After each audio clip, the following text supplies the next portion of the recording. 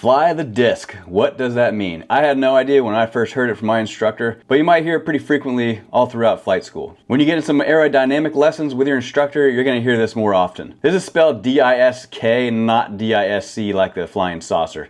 Similar, but it's referring to the rotor disc. This isn't something that you can see, but you have to use your imagination, or I'll show you some graphics that'll help you picture this a little bit better. When you hear the word fly the disc in a helicopter, it's referring to the rotor blades on top spinning perfectly. That makes a perfect circle like a disc. To clarify, you can't see it when the blades aren't moving, but for example in this video clip of the R66 with the rain coming down, you can slow down the clip and then you can see how it's making this imaginary perfect circle.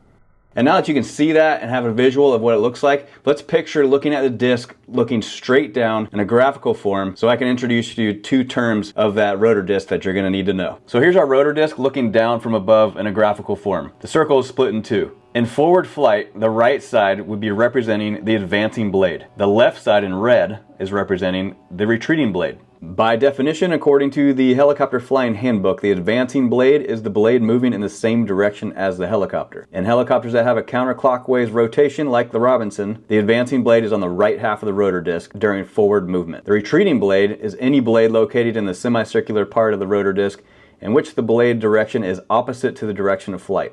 Basically, the helicopter performs better when it has airflow moving through the disc. Because of this, you can physically move the rotor disc through the air and get better performance requiring less power than you would in a hover. These two sections of the disc you're going to hear more about in another lesson. The retreating blade and advancing blade are two terms that you should get to know early on. So the next time you hear your instructor talk about fly the disc, he's referencing you being able to manipulate the controls that allow the helicopter to move forward, aft, left, or right. If you want to stay ahead of the game and learn more definitions and terms, check out the link below to the Helicopter Flying Handbook.